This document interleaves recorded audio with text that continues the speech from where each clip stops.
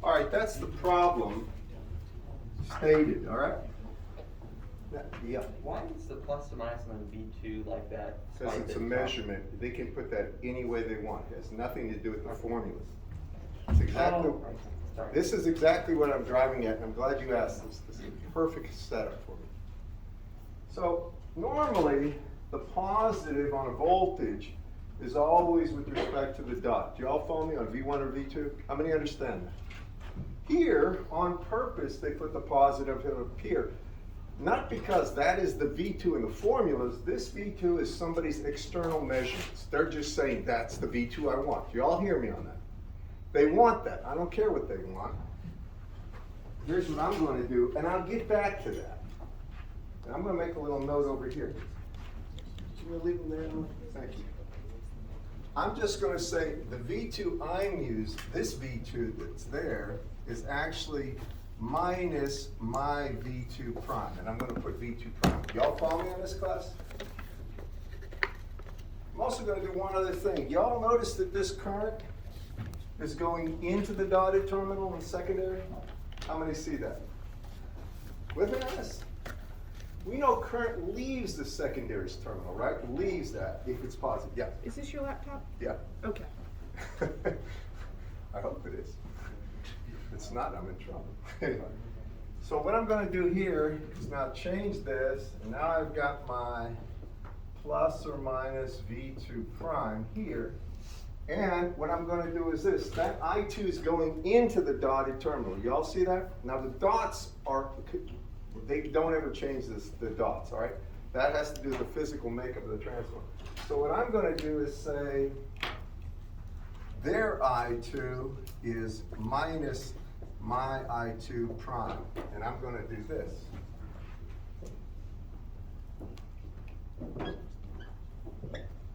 Can everybody follow me on this?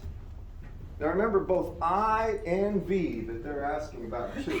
These are based on some measurement. It's not based on the physics, the governing equations. Y'all with me? And I hope that answers your question as directly as possible. I'm going to go through this problem with you, but work with me. What do they actually want in this problem?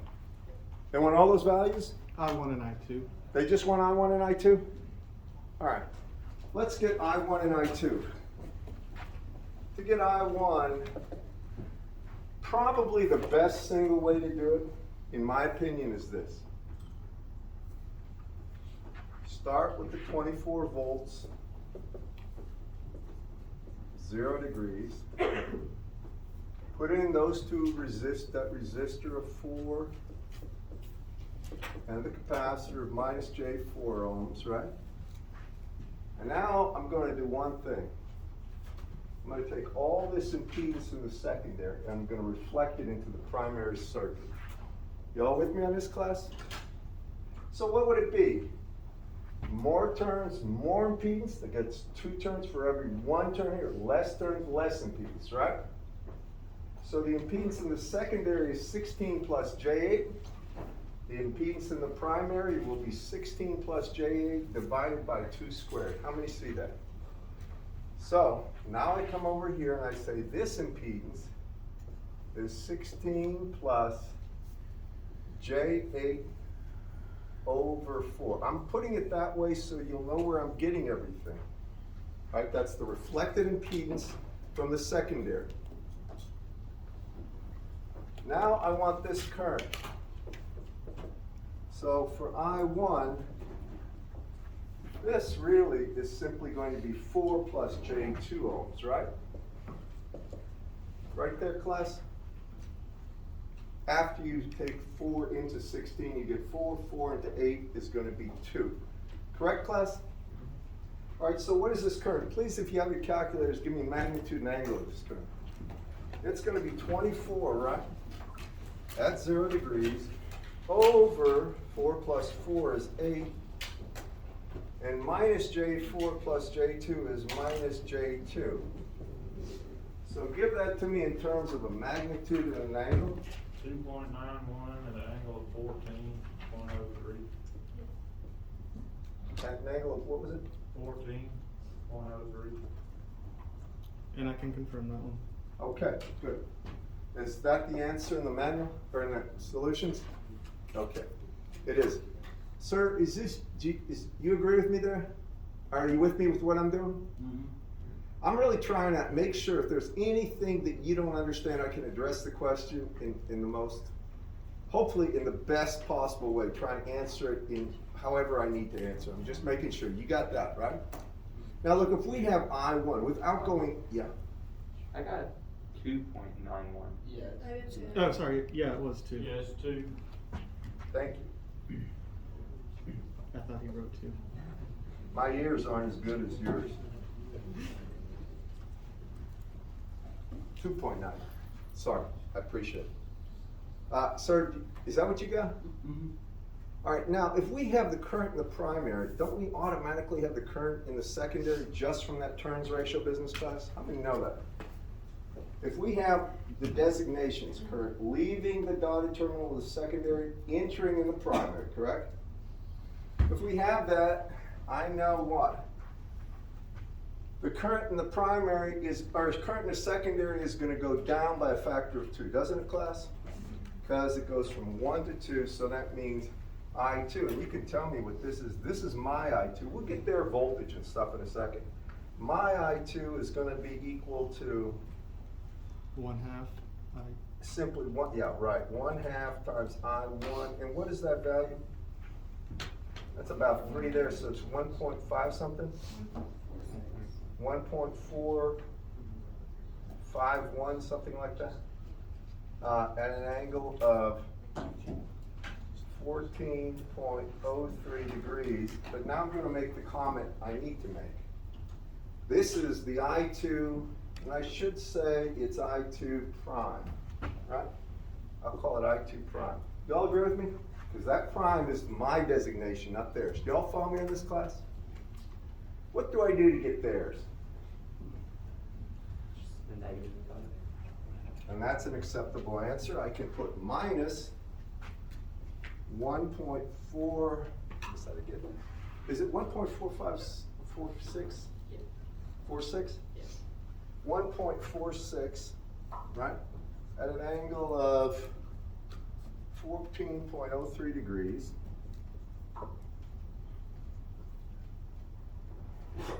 That would be their I2, but what else could I do to get rid of that negative? You can either add or subtract 180 degrees to that angle. Now, if you add 180, you get what? 194 point something? I don't know what answer they have. I saw. You could get this. Negative 165. All right, then they subtract it. Minus 165 point what? 96. Is this the answer they have? Anybody? It'll be one of the three, and I don't know which one. Can anybody? Can you tell me, sir? I think that's a negative number. They put a negative in there? Yeah. Then it's just negative that, but you all see what I did. It was like the first one you got for I2, just All right, negating I1. No matter how you get at it, that's how you get it. Are y'all follow me? How many are with me on this one? And then why the calculator doesn't show minus 165? Can you look, see if you can help? Yeah, why is the angle on 65? He has 40. I'm sorry, what? Why is the angle? Because I took the minus sign and, Oh, okay. and I added or subtracted 180. If you subtract 180, you get minus 165. If you add 180, you get 194 point something. But he has a negative number, so Yeah. all of those are correct. Any of the three, they're all the same Oh, exact I see. entity. All right, now, so far we got the current. Please make sure you got this down. How do I get the voltage? And by the way, there's not just one way. There's a bunch. You talked to me about that last time. How are we gonna, I mean, something like that. How do we get the voltage? Well, anyway, one way where I get this voltage for starters. Apply the current, apply the. Do we have the current? Yes. Can we just take that current times this impedance and get that voltage? Yes. That's one way. So I can say my V2 prime, I want to do it here, is simply equal to I2 prime. Now I2 prime is down there. It's that times, and it would be 16 plus J8. I'm not going to go through every method. We could calculate the voltage here based on, the reflected impedance and just use voltage division, then multiply that voltage by the turns ratio. I just want to do it one way. You can see that there are different ways to get it, but it's essentially always going to be the same. What is this going to be, anyone? Now that's my V2 prime. I got to throw a negative sign in a second. Anyone? Did y'all do this? Mm-hmm. Did you help me out?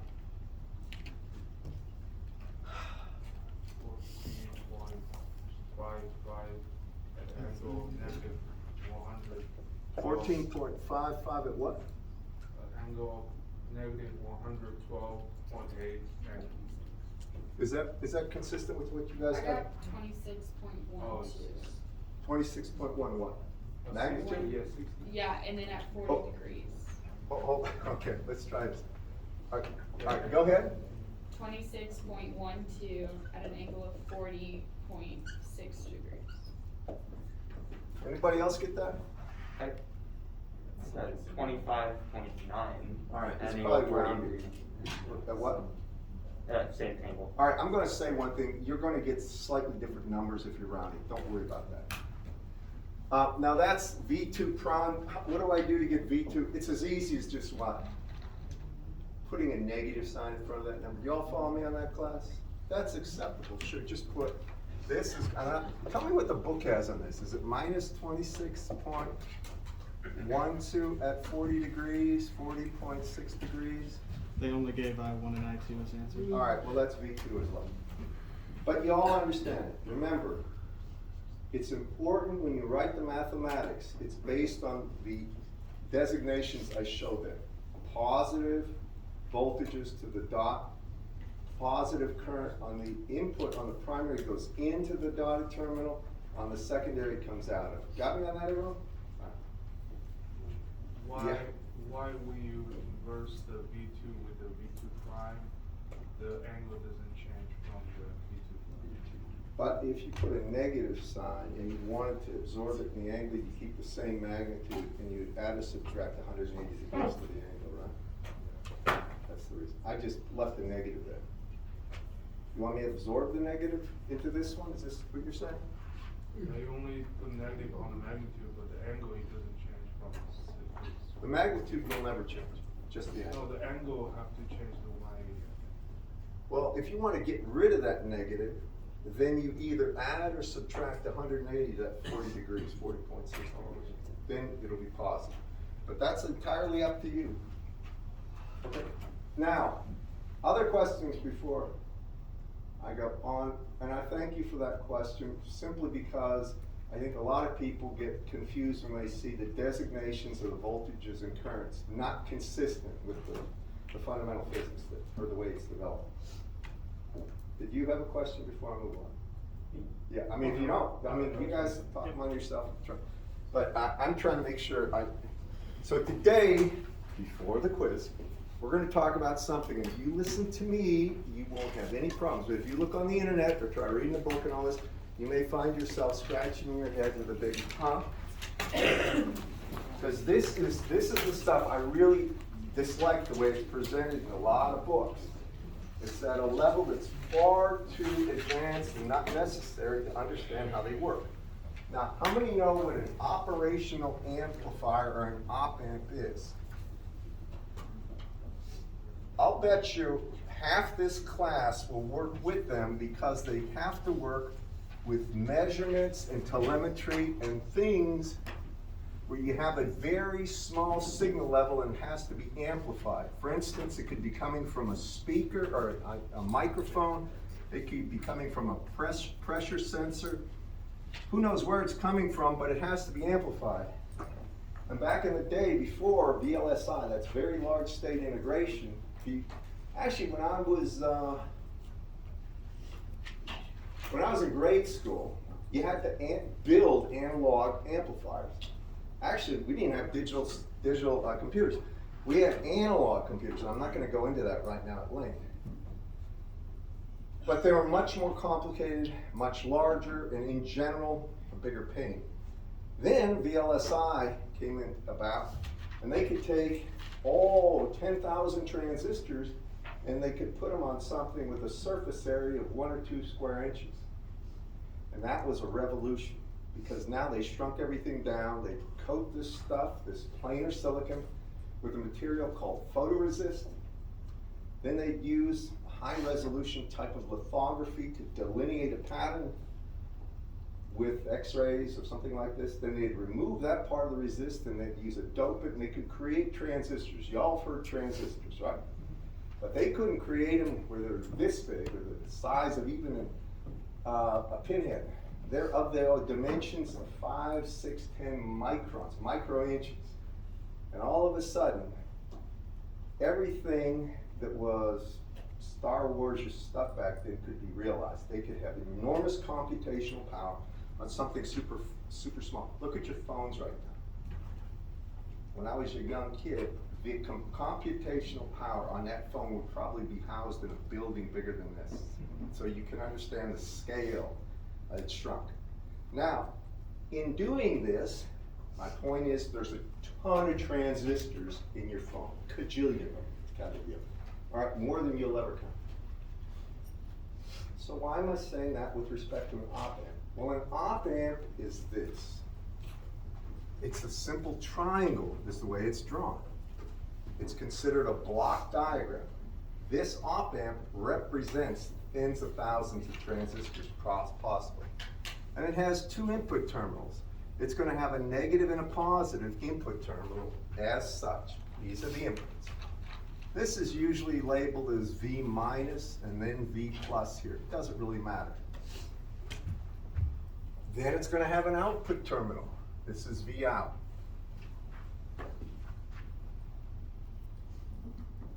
And there'll be a ground, always a ground somewhere. Now, that's what you get to see.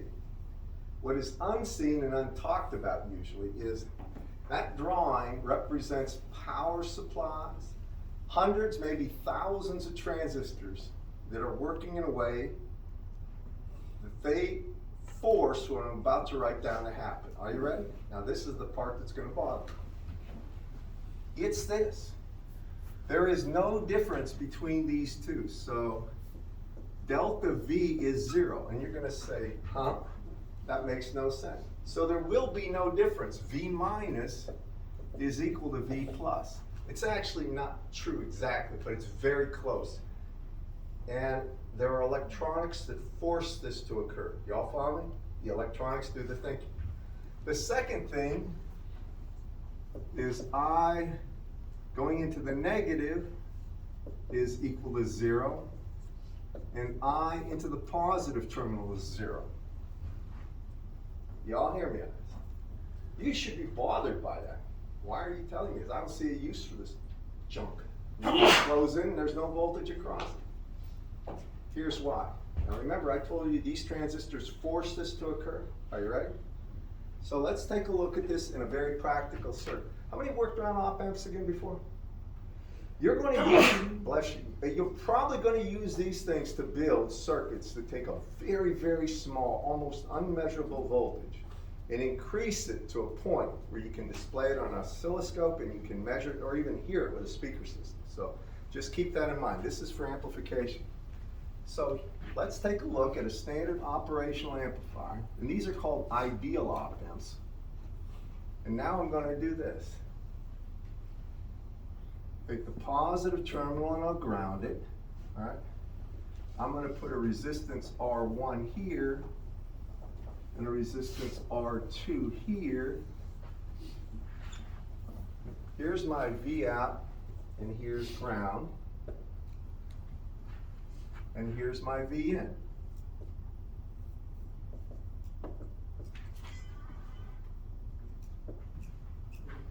Y'all with me? Now listen carefully. Here's how this stuff works. I want to find out what that output voltage is caused by this input, right? We use the rules up here I just said. What's the difference in the voltage between these two classes?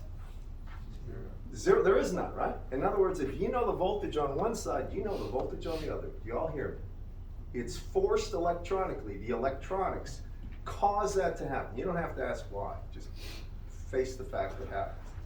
So what's the voltage here on this side? You all see the voltage on the plus terminal is 0, correct, class? It's ground, so this is 0 volts. What's the voltage here? 0. 0 volts, right? I'm going to ask the next logical question.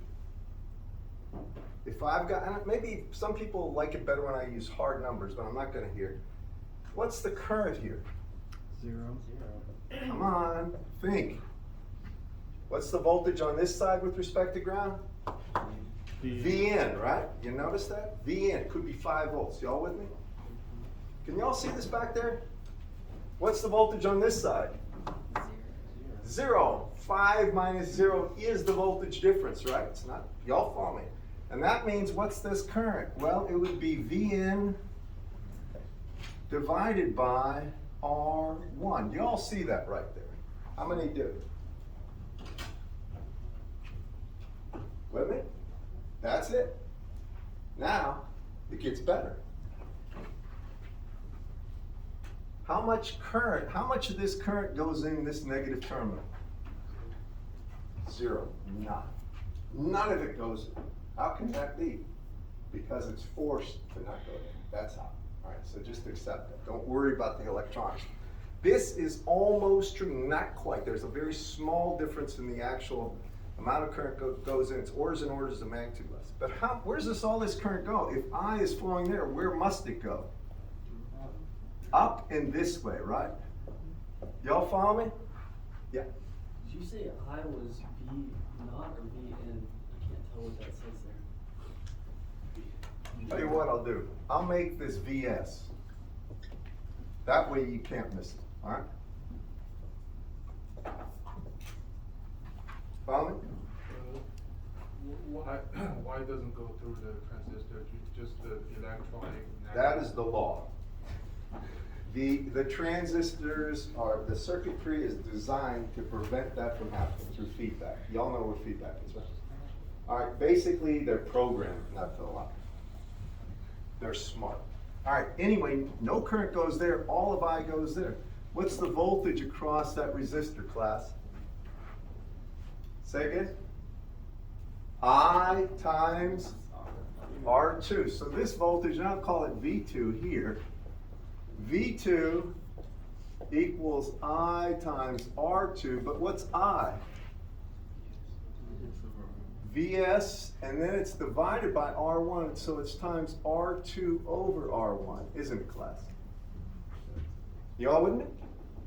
Now, take a good look at that. That's the voltage plus to minus it, right? Please watch this point, and believe me, if you pay attention now, you'll thank me for reminding you, because here's where people have problems. All right, When I want V out, right there, there's the plus, there's the minus. Remember what I told you, start at the negative terminal. I've always done this, right? I'm gonna work my way back to the positive. I come here, I hit 0. These are effectively the same point, aren't they? Right? What happens? I go up, it's 0 here, and then what happens? I go from a plus to a minus, that's a voltage Drop. decrease or drop, right? So that's minus that voltage V2, or it's minus Vs R2 over R1. Isn't it, class? Y'all see this? Now we get something called the voltage gain. So when we take a look at the voltage gain, if the symbol is A sub V, A is amplification, the sub V means voltage amplification. That's equal to V out over V source, or the input voltage, and therefore it's simply minus R2 over R1. You all see that, class? Now some people will say, but it's negative. These are going to be oscillating signals. They'll go up positive, they'll go down negative. Think of a microphone, or just think of an audio signal. It's going to have all sorts of frequencies, and this signal is jumping all over, right? The output is a scaled version of the input. The negative you could care less about. Now here's the thing. Suppose I got a signal that's coming in, it's got 1 microvolts, 10 to the minus 6 volts, very small. But I want it up there at, maybe I want it at 1 volt, all right?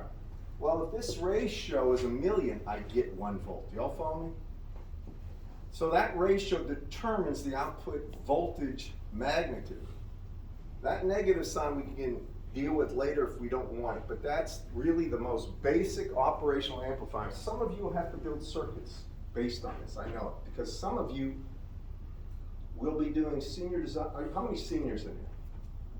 Do y'all have these senior design labs or senior projects, or whatever they call them, where you have to design something? Now, I don't really know what the limits are in a lot of places, but I think a lot of them allow you to use electronics that are home-brewed, so to speak. You build it, right?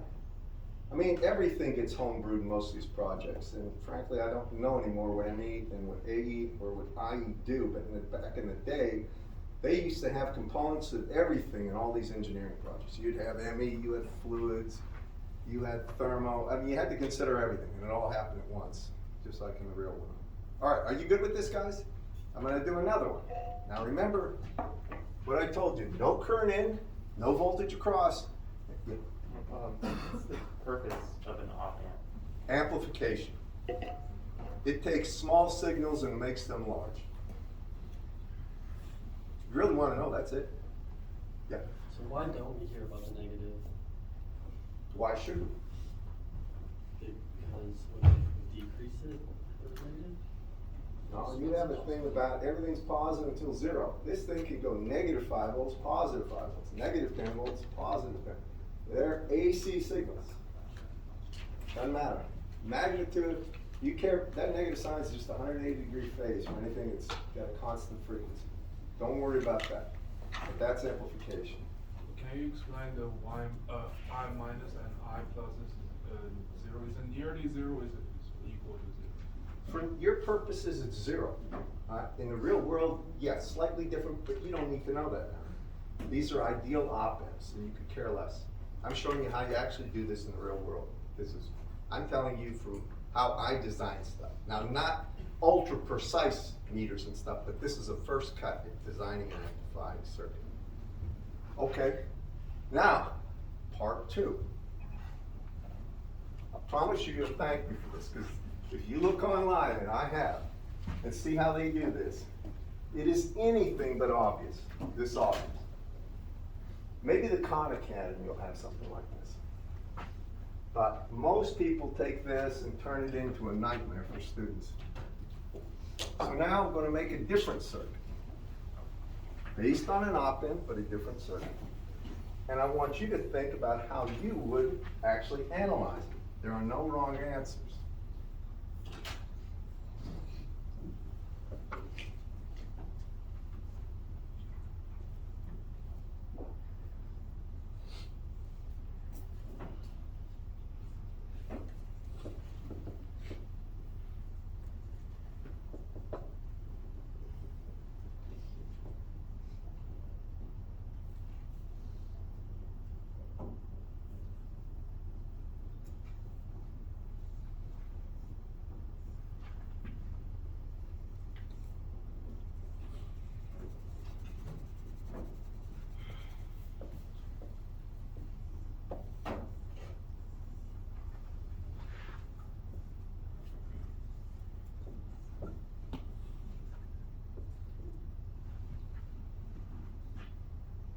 and this is gonna be grounded.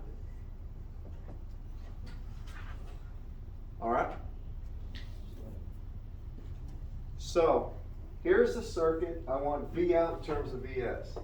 I'll go one better for the sake of time. Let's make all these 1K. And make VS 10 volts. And now I want V out there. This is also going to be 1K. So what's V out going to be? And I'm going to tell you, there's a reason I'm doing this. Let me ask you, what does your gut tell you to do first? What makes logical sense to make the problem a little more discernible? Combine those two resistors. Yeah, how about we get rid of this irritation, right? They're in parallel. That's just 500K, or 500 ohms, right?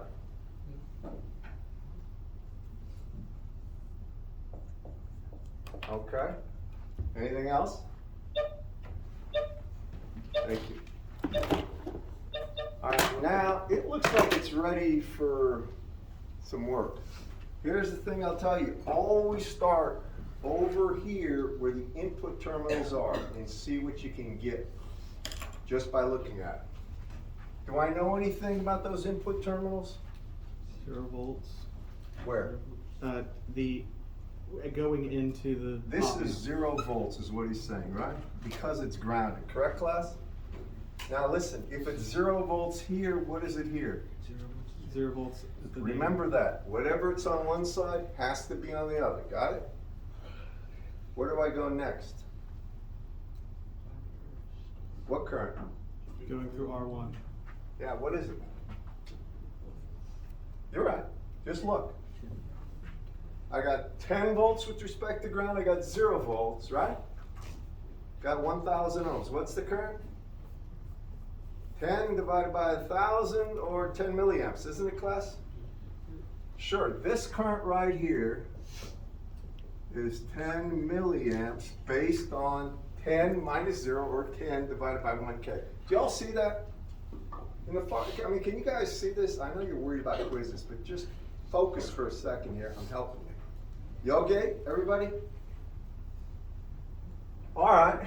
Now I want V out. Where do I go next? Across the 500. Yeah, you're right. What's the voltage across this one? 10 milliamps times half a K is 5 volts. Is that a yawn too to go with? 5 volts. I didn't think it was that bad. Y'all right with that, everyone? Now what's V out? You're right, but my V out is what? It's 0 minus 5 or minus 5 volts, isn't it? All right, I'm not quite done yet. I'm going to ask you one more thing and I want you to all think about. That's the voltage, period. If that's a DC voltage there, that's the voltage. If I asked for this current, what would it be? Well, you got a resistance, right? 1,000 ohms. Do you know the voltage across it? You do. This is 0 volts. This is minus 5. Which way is real current flowing? No current. From here upwards, right? Do y'all agree with me? If that's 0 and that's minus 5, that's like what? 5 volts less than 0, correct? It's going that way, isn't it, class? How much current's going that way? It would be what? Minus 5 divided by 1K or minus half a milliamp, right? Y'all with me? Or excuse me, plus 5 over 1K or plus 1/2 milliamp. Going up, right? What's going down? Minus. Right. It would be minus 1/2 milliamp. So I'm trying to just get you acquainted with the basics with operational amplifier analysis. They're not hard, but I'm going to level with you, and I know some people in this class well enough to know. You'll get on YouTube, you go read other supplemental material before you will watch this lecture, And the problem is you're gonna get your head spinning. I'm telling you, they'll turn this thing into a set of differential equations somehow and make it a nightmare. It's not a nightmare, it's trivial. Listen, I started solid state physics and device physics. I was in Penn State in electrical and computer engineering. And one thing I learned is books tend to make very simple things just about non-understandable for reasons unbeknownst to me. When it's very simple, make it very simple. Who knows why? All right, I'm going to stop there. And when you give your quiz, have a great weekend, and we got one more week before Thanksgiving break, right? I think, right? Yeah. All right, so please be here, and we'll talk about the Friday thing where everybody's flying to. No quiz Friday? Next Friday?